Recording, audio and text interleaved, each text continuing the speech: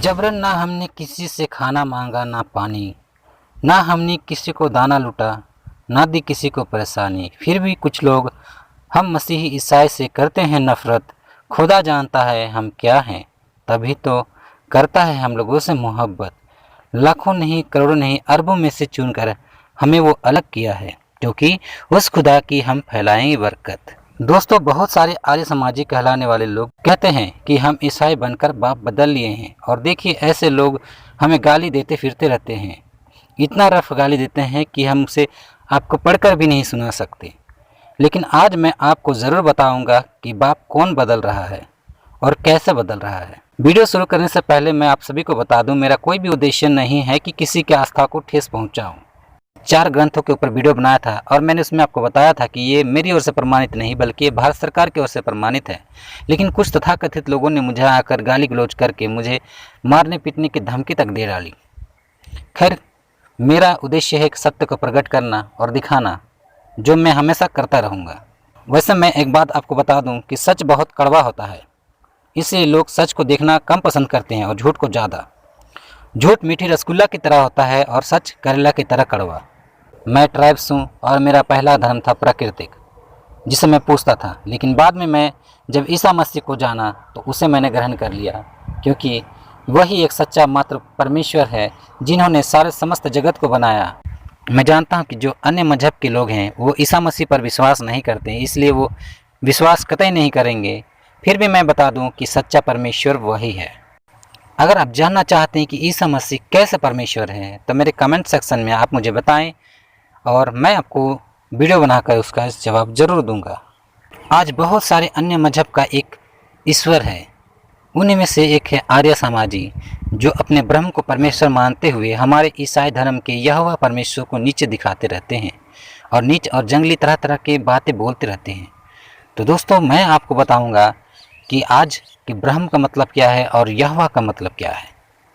आप क्या गलती कर रहे हो, कैसे कर रहे हो और आपको क्या गलती नहीं करना चाहिए।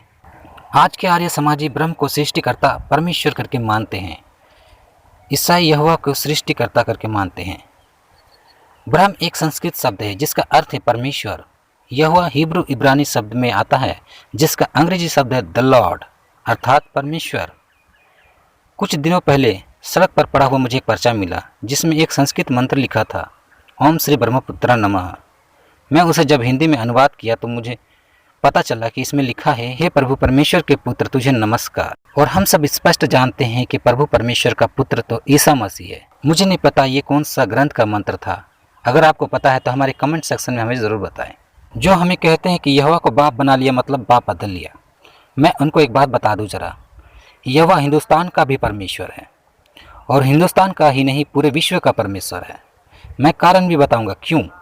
उससे पहले मैं बाइबल का एक वचन पढ़कर सुनाता हूँ। बाइबल का पुराना नियम एस्तर की पुस्तक उसका 1 अध्याय का 1 में लिखा है, अक्षर्स नाम राजा के दिनों में यह वही बात हुई, वही अक्षर्स है जो 127 प्रांतों पर अर्थात हिंदुस्तान से लेकर कुछ देश तक राज करता था। इस वचन में हिंदुस्तान का वर्णन है। तो अब बताओ हमारा परमेश्वर विदेशी कैसे हो गया। लिखा है 2 तीमुथियुस उसका 3 अध्याय का 16 में, हर एक पवित्र शास्त्र परमेश्वर की प्रेरणा से रचा गया है और उपदेश और समझाने और सुधारने और धर्म की शिक्षा के लिए लाभदायक है। अब एस्तर की पुस्तक में हिंदुस्तान का नाम आया तो ये भी तो परमेश्वर की इच्छा थी। मैं स्पष्ट बता दूं, घर का मालिक घर पर रहे या पड़ोस में रहे, वो घर का मालिक ही कहलाएगा। यह पूरे विश्व का मालिक था, है और हमेशा रहेगा। उसे विदेशी बोलकर बेवकूफ़ मत बनो। लेकिन फिर भी अगर किसी को यह लगता है कि यहोवा सृष्टिकर्ता नहीं बल्कि कोई और है तो मेरे सवाल का जवाब दे। यहोवा समस्त उन लोगों को दंड देता है जो उसका अनुसरण नहीं करते। काल्पनिक मालिक ने यहोवा का क्या बिगाड़ लिया, क्योंकि उसको छोड़ और कोई मालिक है ही नहीं है। यहोवा ही केवल एकमात्र ईश्वर है। यहोवा ने जल प्रलय किया, काल्पनिक मालिक ईश्वर आपका यहोवा का क्या बिगाड़ लिया। इसलिए कुछ नहीं बिगाड़ पाया, क्योंकि उसके अनुसरण करने वाले झूठी दावा करते हैं कि कोई सृष्टिकर्ता यहोवा के अलावा भी है। जिस नगर में बुराई अधिक बढ़ गया उस नगर को यहोवा ने आंख से भस्म कर दिया। आपके काल्पनिक ईश्वर मालिक सृष्टिकर्ता ने यहोवा का क्या बिगाड़ लिया।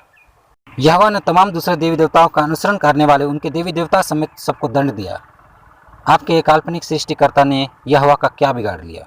आज पूरे विश्व भर में सबसे अधिक अनुयायी यहोवा के हैं, आपके काल्पनिक सृष्टिकर्ता ने क्या बिगाड़ लिया यहोवा का? मैं बताता हूँ क्यों। क्योंकि यहोवा को छोड़ और कोई मालिक है ही नहीं। और आने वाले समय में यहोवा ने कहा है कि आग से पृथ्वी को पिघला देगा, भस्म कर देगा, ऐसे दुनिया का अंत कर देगा। फिर भी मैं यह कहता हूँ कि आपका काल्पनिक सृष्टिकर्ता ईश्वर जल पड़ने के दिनों के समय में जैसा कि कुछ नहीं बिगाड़ पाया, आने वाले समय में जब परमेश्वर आग से इस पृथ्वी को अंत कर देगा तब भी कुछ नहीं बिगाड़ पाएगा। यहोवा को छोड़ किसी भी काल्पनिक ईश्वर की कोई अस्तित्व ही नहीं है। वास्तव में यहोवा ही सृष्टि करता है, बाप हमने नहीं, उन लोगों ने बदला है जो अपने से सृष्टिकर्ता बना लिया है काल्पनिक वाला। सृष्टिकर्ता के कार्य किसी एक देश जाति विशेष के लिए नहीं बल्कि प्रत्येक देश के लिए है, पूरे ब्रह्मांड के लिए है। सृष्टिकर्ता की महिमा का वर्णन सृष्टि के हर एक कण कण में प्रकट होता है। जैसे कि हम समस्त लोग जानते हैं, ईश्वर सिर्फ एक है। हर एक देश भाषा के अनुसार यहोवा के नाम अलग अलग है, पर सृष्टिकर्ता वही है जिसका नाम यहोवा है। मैं ऐसा इसलिए बोल रहा हूँ क्योंकि सृष्टिकर्ता का महिमा सृष्टि के कण कण में है, जैसे कि यहोवा का है, जिसकी महिमा हर एक देश में है, हर जाति में है, हर एक स्थान में है। यहोवा को छोड़ ना कोई सृष्टिकर्ता था, ना है, ना कभी होगा।